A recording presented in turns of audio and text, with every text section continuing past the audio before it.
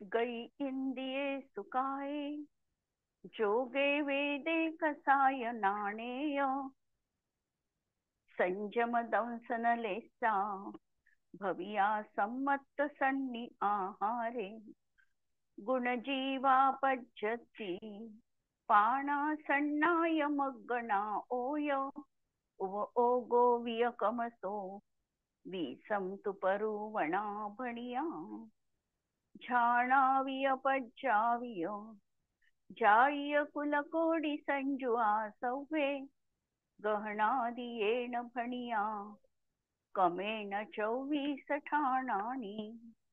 अंतिम शासन नायक 1008 भगवान महावीर स्वामी की जय. द्वादशांग श्रुतदेवी की जय. स्वाध्याय कक्ष संपेपर्यंत आपणा सर्वांना चतुर्विध आहाराचा त्याग असणार आहे. 24 ठाण चर्चा अंतर्गत आम्ही जीवाचे अशुद्ध परिणाम कसे कसे, कोणकोणत्या गतीत, कोणकोणत्या कायेमध्ये कसे असतात, इंद्रियांच्या संबंधामध्ये आम्ही बघत होतो. आणि एकेंद्रिय जीवांचं आणि विकलत्रय जीवांचं आम्ही पूर्ण स्पष्टीकरण बघितलं. आता पाहायचंय आम्हाला पंचेंद्रिय जीवांचं. तालिका नंबर 7, पेज नंबर 55, पंचेंद्रिय जीव संबंधी. त्यांची पंचेंद्रिय जीवांची गती कोणती असणार आहे? तर 4ही गतीमध्ये आम्हाला पंचेंद्रिय जीव मिळतात, म्हणून त्यांच्या नरक, तिर्यंच, मनुष्य आणि देव 4ही गती असणार आहे. इंद्रिय त्यांना किती आहे? पंचेंद्रिय जीव घेतलेला आहे, त्यामुळे त्यांना 1 पंचेंद्रिय तो आहे. काय असणार आहे त्यांची पंचेंद्रिय जीवाची काय कोणती असणार आहे? रस काय असणार आहे. आता पंचेंद्रिय जीवांना योग किती राहतील? पूर्ण योग राहतील, कारण मन वचन सगळे राहतील. मन वचन काय सगळं, म्हणजे त्यांना आहारक द्विक, मनुष्यांच्या अपेक्षेने आहारक द्विक पण त्यांना राहू शकेल. फक्त यामध्ये थोडी विशेषता जर आम्हाला बघायची असेल तर नरक, तिर्यंच आणि देव या पर्यायींमध्ये आहारक द्विक राहणार नाही आणि बाकी सगळे काय योग राहतील. मनुष्यांच्या अपेक्षेने जर आम्ही बघितलं तर 6व्या 7व्या गुणस्थानात, 6व्याच गुणस्थानात तसं आहारक द्विक काय योग राहणार आहे, बाकीच्या गुणस्थानात तो पण योग राहणार नाही.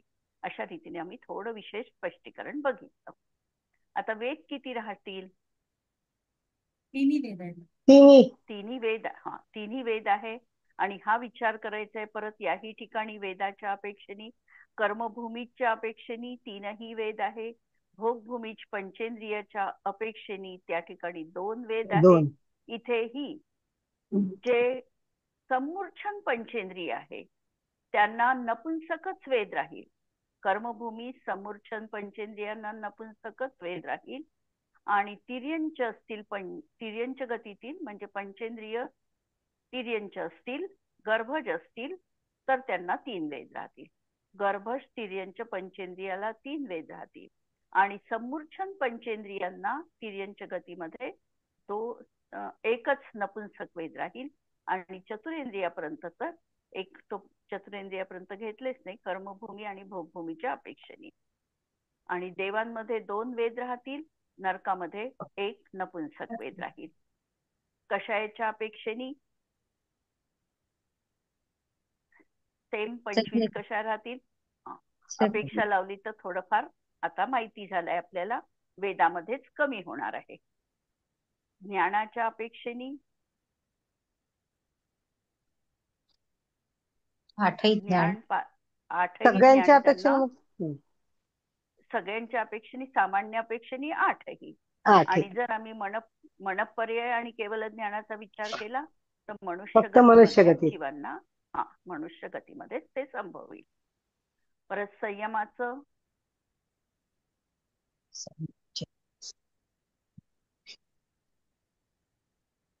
संयम देखील सगळे राहतील. सगळे राहतील. फक्त परत मनुष्यांच्या अपेक्षेने 7ही राहतील. देव आणि नारकींच्या अपेक्षेने असंयम राहील. 5व्या तिर्यंच्या अपेक्षेने 5वं गुणस्थान होते म्हणून देश संयम राहील. दर्शनाच्या अपेक्षेने परत सामान्य अपेक्षेने सगळे राहतील, मनुष्य गतीत हा सगळे राहतील. हा 4 वर्ष. देवगतीमध्ये 3 राहील, हम्म नरक गतीमध्ये पण 3 राहतील.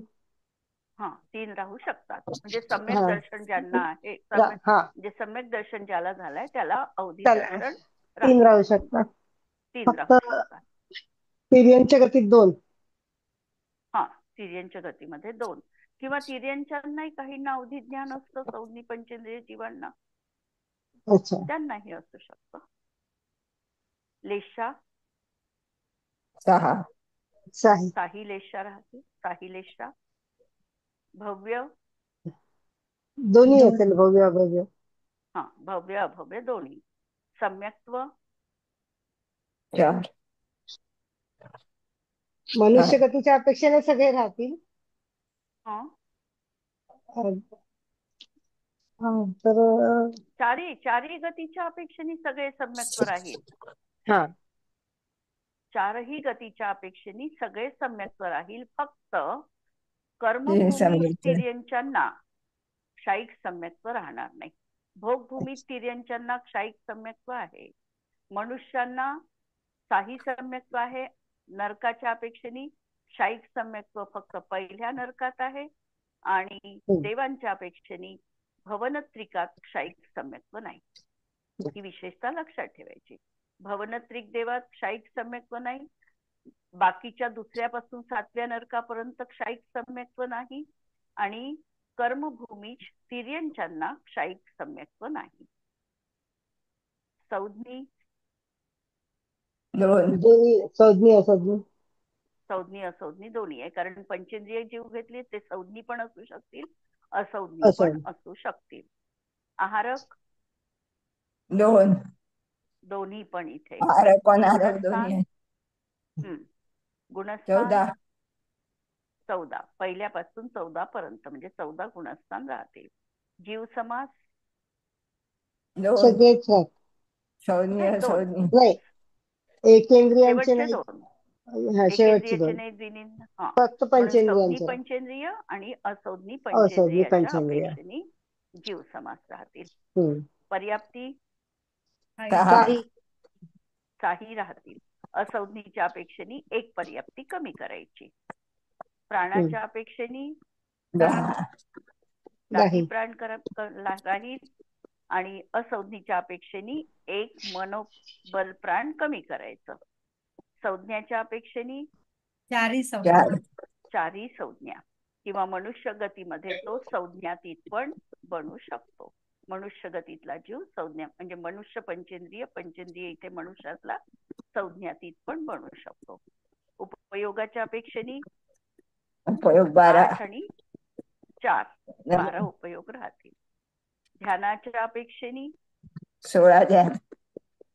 16 ही ध्यान राहतील.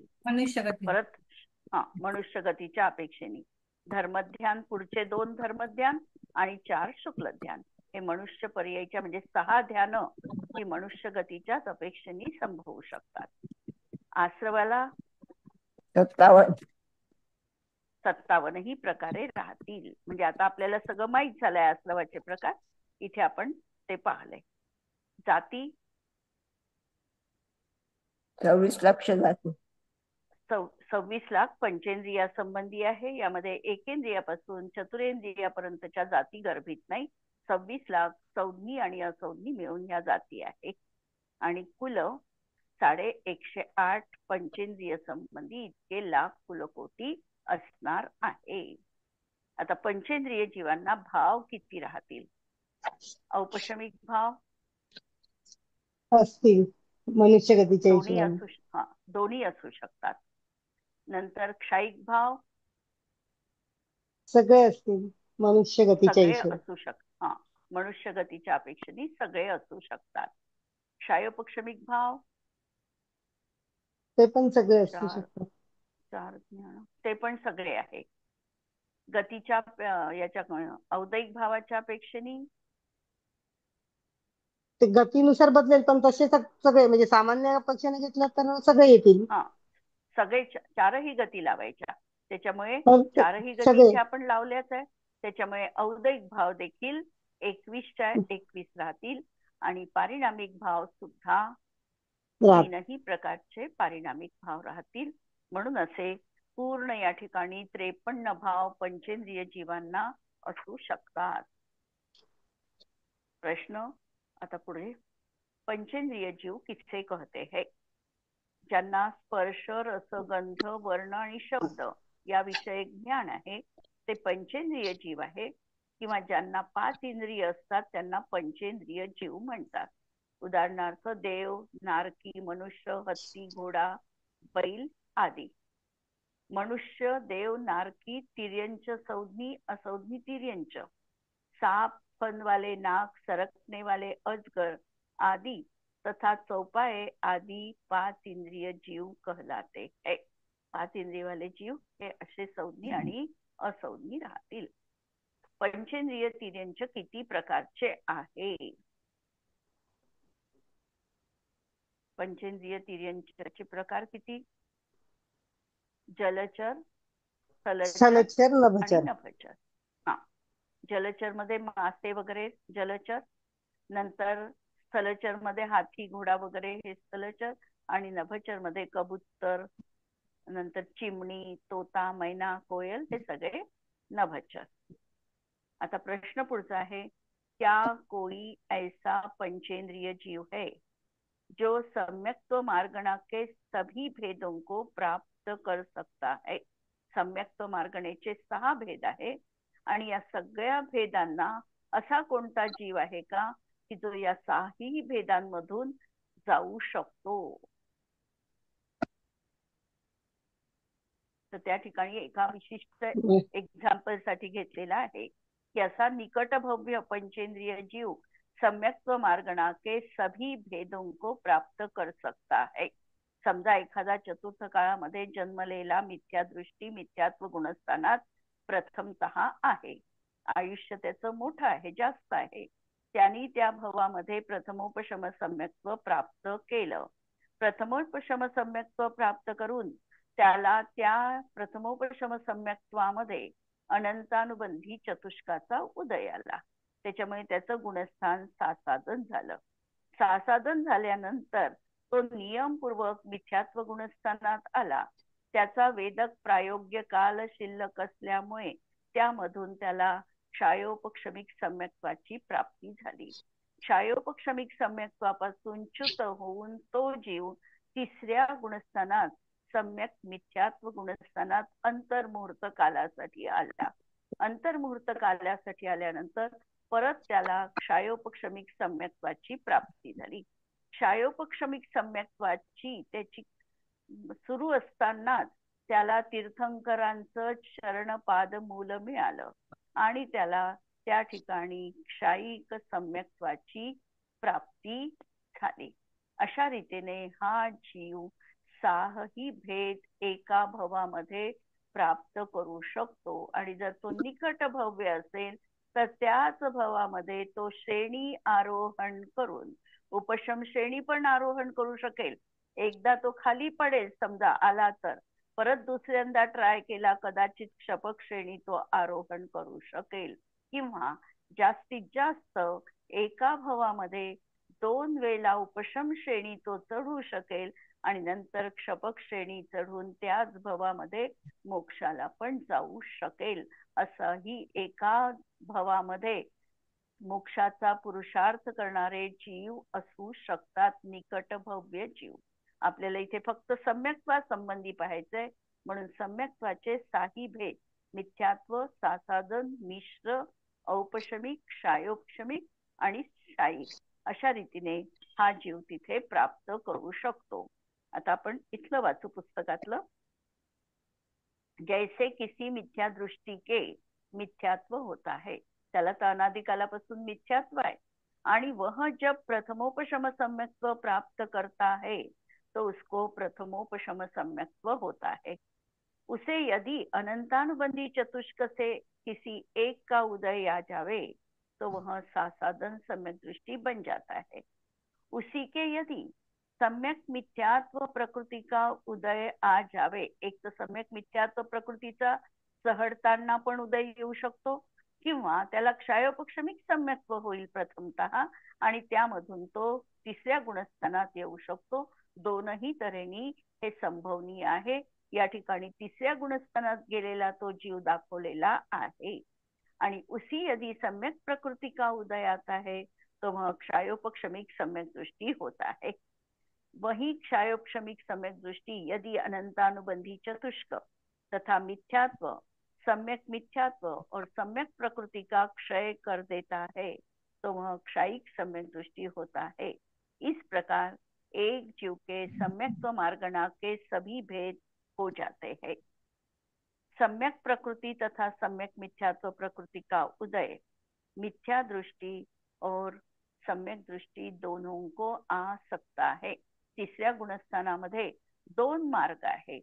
एक तर तो साधी मिथ्या दृष्टी असेल तर तो पहिल्यातून तिसऱ्यामध्ये जाऊ शकतो, आणि जर तो अनादि मिथ्या दृष्टी असेल तर मात्र त्याला पहिल्यांदा प्रथमोपशम सम्यक्त्वच होईल, किंवा दुसरा पर्याय त्याच्याजवळ असू शकतो. तो मिथ्यात्वात आल्यानंतर क्षयोपक्षमिक सम्यक्त्व करेल आणि त्यामधून अंतर्मुहूर्तासाठी तो तिसऱ्या गुणस्थानात येऊन परत क्षयोपक्षम सम्यक्त्वी बनून क्षयिक सम्यक दृष्टी बनू शकतो. असे त्याच्याजवळ दोन पर्याय उपलब्ध आहेत.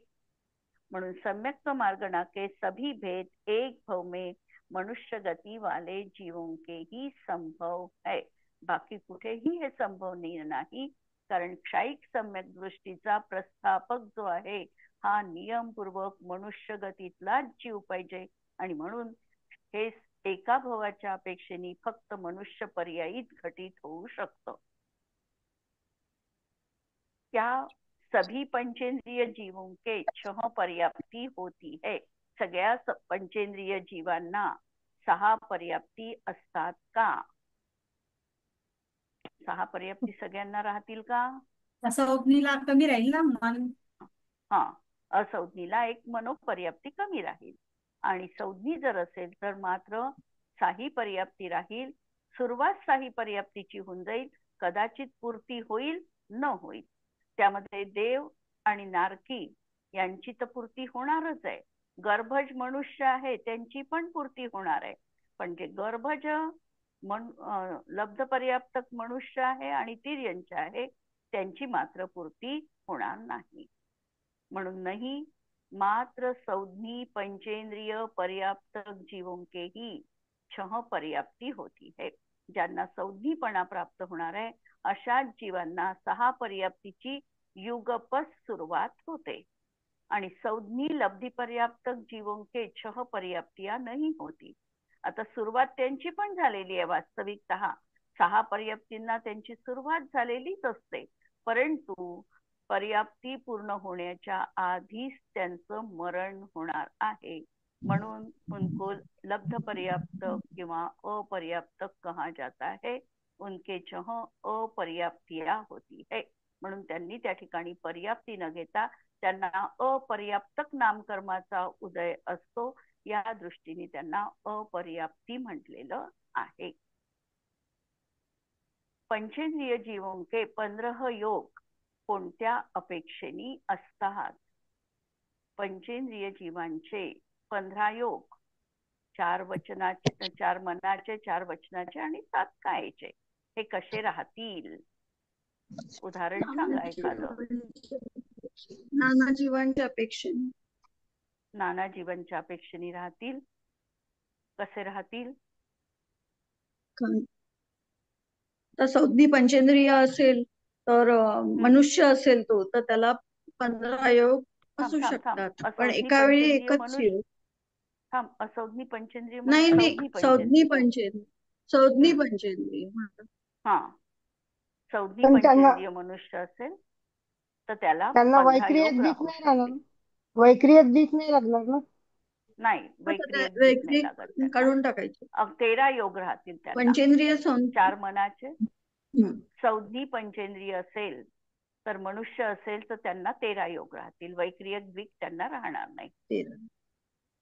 म्हणून आता इथे उत्तर दिलेलंच आहे. पंचेंद्रिय जीवों के 4 मनोयोग तथा 3 वचन योग, म्हणजे अनुभय वचन योग बिना असंज्ञी पंचेंद्रिय असेल तर त्यांना 4 मनोयोग राहणार नाही, 3 वचन योग राहणार नाही, आणि त्यांना कायेचे भेद किती राहतील? औदारिक, औदारिक मिश्र आणि कारमान, हे त्या ठिकाणी असंज्ञी पंचेंद्रिय जीवाला राहतील. अनुभय वचन योग संज्ञी आणि असंज्ञी पंचेंद्रिय जीवांच्या अपेक्षेने असं लावलं त्यांनी वेगवेगळं. औदारिक द्विक मनुष्य आणि तिर्यंच्या अपेक्षेने, वैक्रियक द्विक देव आणि नारकींच्या अपेक्षेने, आहारक द्विक 6व्या गुणस्थानवर्तीच्या अपेक्षेने, आणि कारमान कायोग विग्रह गतीच्या अपेक्षेने किंवा केवली समुद्घाताच्या अपेक्षेने, असे वेगवेगळ्या तऱ्हेने त्यांनी सगळे योग घटित केलेले आहे. आणि एका जीवाच्या अपेक्षेने, एका गतीच्या अपेक्षेने जर आम्ही बघितलं तर आम्ही पहिल्यांदा लावलेलंच आहे त्याप्रमाणे लावायचं. देव आणि नारकींना 4 आणि 4 8 आणि 3 असे राहतील वैक्रियक मिश्र आणि कारमान. नंतर मनुष्यांना लावायचे असतील तर 13 राहतील, त्याच्यात आहारक द्विक ऍड करावं लागेल. आणि कारमान काय योगाच्या अपेक्षेने जर आम्हाला पाहायचं असेल तर विग्रह गतीमधला जीव 3 समयपर्यंत कारमान काय योगवाला असू शकतो. त्याला आयुचा तर उदय सुरू होऊन गेलेला आहे, परंतु अजून शरीराची रचना संरचना व्हायची आहे, तोपर्यंत त्यांचा विग्रह गतीमध्ये कारमान काय योग राहील.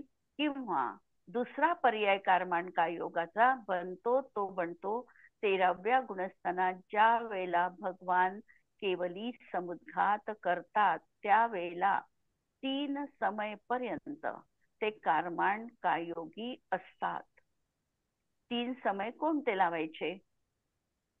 केवली भगवान 3 समयपर्यंत कारमान कायोग वाले असतात. हे 3 समय कोणते? दंड, प्रतर म्हणजे आणि नाही, लोकपुराण पाठ. आणि प्रतर दोन्ही. दंड नाही, प्रतर, कपाट आणि परत कपाट. नाही, कपाट नाहीये. हा, कपाट नाहीये. पहिल्यांदा प्रतर क्रम असा आणि आहे दंड, कपाट, प्रतर आणि लोकपुराण. लोकपुराण आणि परत प्रतर. म्हणून प्रतरचा एक, प्रतरचे 2 समय, लोकपुरणचा 1 समय, असे 3 समयपर्यंत त्यांना कारमान कायोग असतो. परत लक्षात घ्या की केवली समुद्घात हा 8 समयांमध्ये पूर्ण होणारी प्रक्रिया आहे. तर 8 समय कसे लागतात? पहिले तर त्यांचं शरीराचे परमाणू हे दंडाकार फैलतात, म्हणून दंड म्हटलेला आहे पहिला. नंतर दुसरं आहे कपाट, दंडामध्ये औदारिकच काय योग असतो त्यांचा. नंतर कपाट ज्या वेळेला झालं तेव्हा औदारिक मिश्रवाले ते बनतात. नंतर प्रतर, नंतर पूर्ण लोकपुरण, 4था समय म्हणजे लोकपुरणचा, आणि 5वा समय उतरतानाचा परत प्रतरचा. अशा 3 समयामध्ये ते कारमान कायोग वाले असतात. नंतरचा परत कपाटामध्ये येण्याचा समय जो आहे त्यावेळेला त्यांचा औदारिक मिश्र कायोग असतो, आणि परत मूळ शरीरात प्रवेश करताना ते औदारिक कायवाले असतात. अशा तऱ्हेने 3 समयपर्यंत कारमान कायोग असतो. आणि हे परत पक्क लक्षात ठेवायचं की कारमान कायोग 3 समयापेक्षा कुठेच जास्त नाही. म्हणजे केवळ समुद्घातात 8 समय कारमान कायोग राहत नाही, फक्त 3च समय त्याही ठिकाणी कारमान कायोग राहतो. आणि विग्रह गतीमध्ये देखील मॅक्झिमम राहिला तर 3 समयच कारमान कायोग राहू शकतो. हे प्रकरण आलेलं आहे. यांनी वेगवेगळ्या अपेक्षेने घेतलाय की कोणाकोणाला कशा कशा प्रकारचा 15 योगामधला योग राहील हे यांनी या ठिकाणी लावलेलं आहे. पंचेंद्रिय जीवांची जाती 26 लाख कोणकोणती असते? 26 लाख जाती पंचेंद्रिय जीवांची कोणकोणती आहे? तर नारकींची 4 लाख, तिर्यंच पंचेंद्रियांची 4 लाख, मनुष्यांची 14 लाख आणि देवांची 4 लाख. अशा प्रकारे 26 लाख जाती 4 गतीच्या अपेक्षेने आहे. पंचेंद्रिय जीवांची 108 लाख करोड कुल कौन कौन से है? पंचेंद्रियाचे कुल नारकींचे 25 लाख करोड, तिर्यंचांमध्ये जलचरमध्ये 12.5 करोड, स्थलचरात 19 लाख करोड, नभचरात 12 लाख करोड आणि मनुष्यांमध्ये 14 लाख करोड, देवांमध्ये 26 लाख करोड, असे 108 लाख करोड फूट त्यांचे असणार आहे.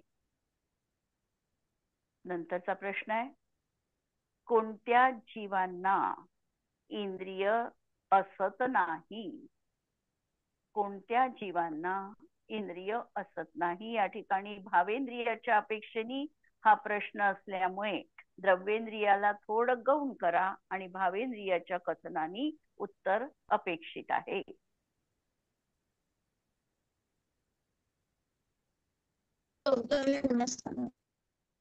चौदाव्या 13 विग्रह स्थानी गतीमध्ये विग्रह गतीमध्ये त्यांना भावेंद्रिय आहे. विग्रह गतीमध्ये तर भावेंद्रियच आहे, द्रव्येंद्रिय नाही आहे. द्रव्येंद्रिय नाही आहे. आणि आपला प्रश्न भावेंद्रियाच्या अपेक्षेने आहे. सिद्ध जीवांच्या अपेक्षेने 13व्या गुणस्थानात पण 13व्या गुणस्थानात केवली आता झालं. त्यांचं ज्ञान जर केवल हा ज्ञान झालं केवळ आहे ज्ञान प्राप्त तर ते झाल्यावर उपयोगाने म्हणजे लब्धी आणि उपयोगपूर्वक जाणतात का? नाही. ते नाही. प्रतिसमय अनंत पदार्थांना युगपत जाणत आहे. त्यामुळे हम्म. क्षयोपक्षमिक ज्ञानावर ते अवलंबून नाही. आणि म्हणून 13व्या आणि 14व्या गुणस्थानात भावेंद्रियाचं काम नाही. म्हणून तिथे भावेंद्रिय नाही. द्रव्येंद्रियाची संरचना शरीर आहे तोपर्यंत आहे, पण त्याच्या माध्यमातून आता जाणण्याची प्रक्रिया घडत नाही. म्हणून 13वें 14वें गुणस्थान में भावेंद्रिया नहीं होती. विग्रह गतीमध्ये जो जीव आहे तो जसा त्याला आयुचा उदय सुरू झालेला आहे त्याचप्रमाणे तेवढेच भावेंद्रियाचा क्षयोक्षम घेऊन तो नवीन शरीर धारण करतो आहे.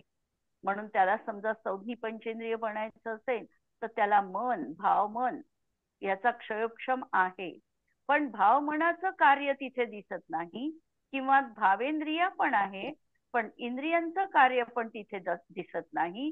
जेव्हा द्रव्येंद्रियाची पूर्ती होईल, द्रव्य मनाची पूर्ती होईल, त्यावेळेला भाव मनाचं कार्य सुरू होतं. म्हणून भावेंद्रिय घेऊन तो जातो. द्रव्येंद्रिय पूर्ण झाल्यानंतर उपयोगात्मक इंद्रियांचं कार्य संपन्न होतं. म्हणून हा इंद्रियावरण कर्म का क्षयोक्षम नाही होता. कारण 13व्या आणि 14व्या गुणस्थानात आता त्यांना केवल ज्ञानाची प्राप्ती झाली आणि भावेंद्रियाचं कथन करताना आम्ही लब्धी उपयोगो भावेंद्रिय म्हटलं. लब्धी याचा अर्थ आम्ही ज्ञानावरण, दर्शनावरण आणि विनयांतराय कर्माचा क्षयोक्षम हे त्याचं कारण घेतलं होतं. इथे आता कर्माचा क्षयोक्षम नाहीच आहे, क्षयच झालेला आहे. त्यामुळे भावेंद्रियाचं कार्य तिथे नाही. आणि विग्रह गति में जब तक इंद्रिय पर्याप्ति पूर्ण नहीं होती तब तक द्रव्येंद्रिया नहीं होती, क्योंकि वहां इंद्रिय के योग्य नाम कर्म का उदय नहीं होता. म्हणून त्या ठिकाणी भावेंद्रिय आहे, द्रव्येंद्रिय नाही. आता प्रश्नोत्तर आहे या इंद्रियावरचे पूर्ण. किस इंद्रिय वाले जीव किस गति में पाए जाते हैं? कोणत्या इंद्रिय वाले? एकेंद्रियापासून चतुरेंद्रियापर्यंतचे सगळे जीव कुठे आहे? तर तिर्यंच गती आहे. हा. आणि बाकीचे मग सगळे पंचेंद्रिय चारी गती सगळे संधी पंचेंद्रिय जीव आहे. आणि मनुष्य गतीतला जीव अनिंद्रिय पण बनू शकतो. 13व्या 14व्या गुणस्थानात तो अनिंद्रिय पण आहे आणि सिद्ध अवस्थेमध्ये देखील तो जीव अनिंद्रिय आहे. इंद्रिय रहित अनिंद्रिय. कौन कौन से प्राण इंद्रिय मार्गणा के सभी भेदों में पाए जाते हैं? कोणते प्राण सगळ्या भेदात आहे? म्हणजे आम्हाला कमीत कमी प्राण लावावे लागतील. सगळ्या भेदात आम्हाला जर पाहायचं आहे तर आम्हाला कमीत कमी प्राण लावावे लागतील आणि ते प्राण असणार आहे 4 प्राण, कमीत कमी 4 प्राण. एक इंद्रिय, एक बल, आयु आणि श्वासोच्छ्वास, एकेंद्रिय जीवाला. म्हणून 4 प्राण कमीत कमी इंद्रिय मार्गणातल्या सगळ्या भेदांमध्ये मिळतातच मिळतात. कोणते? एक इंद्रिय, स्पर्शनेंद्रिय, कायबल, आयुष्य आणि श्वासोच्छ्वास. आता रसना इंद्रिय आदी प्राण एकेंद्रिय जीवांना असत नाही. वचनबल एकेंद्रिय जीवाला नाही. आणि मनोबल प्राण एकेंद्रियापासून चतुरेंद्रिय पर्यंतच्या जीवांना नाही.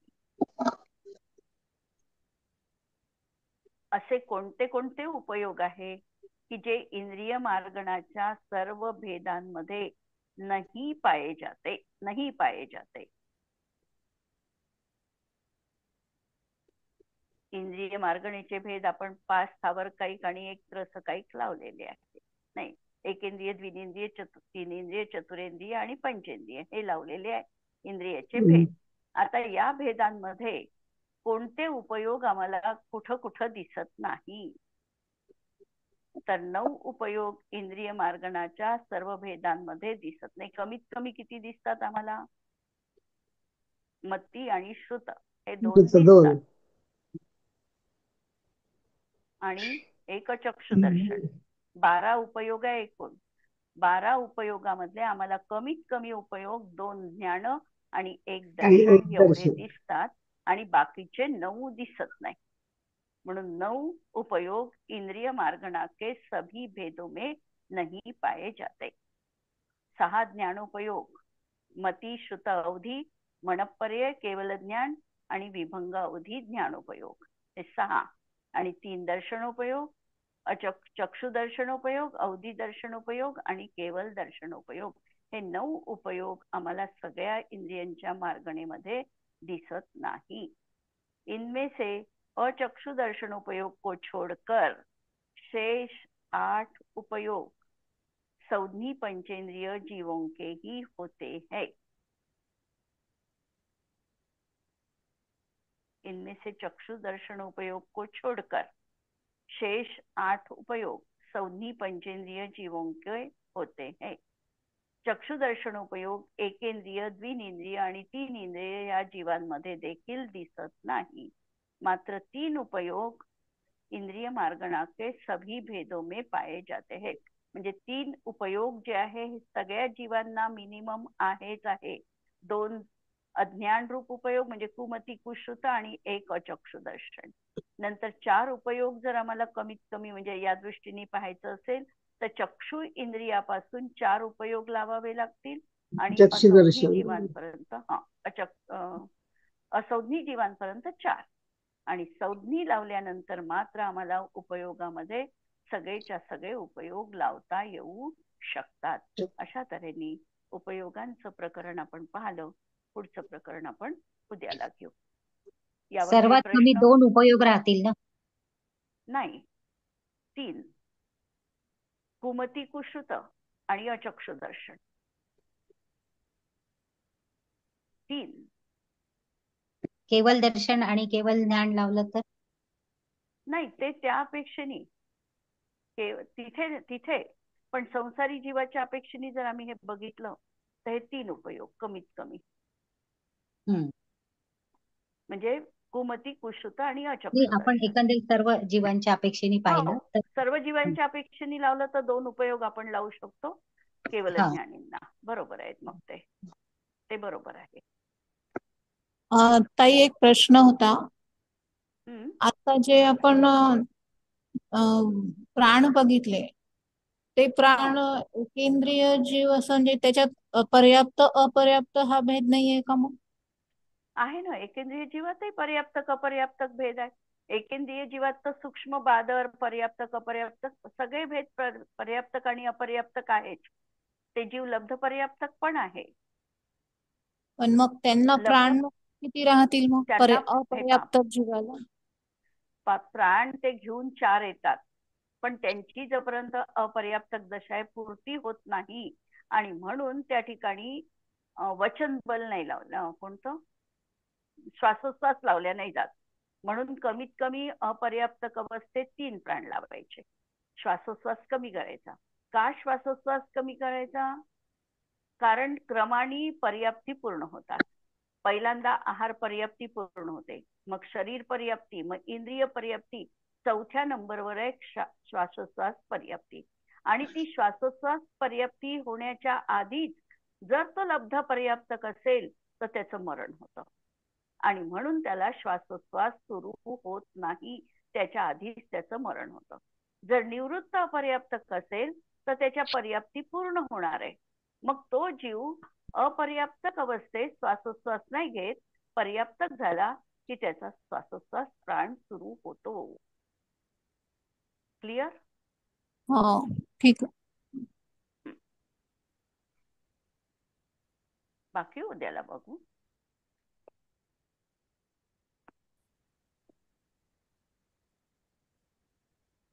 स्याद्वादनय षट्द्रव्य गुण पर्याय और प्रमाण का, जड़ कर्म चेतन बंध का, अरु कर्म के अवसान का, कह कर स्वरूप यथार्थ जग का, जो किया उपकार है, उसके लिए जिन वाणी माँ को वंदना शत बार है, वंदना शत बार है.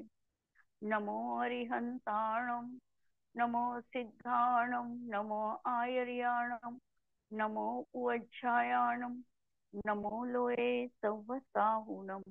सर्वांना जय जिनेंद्र.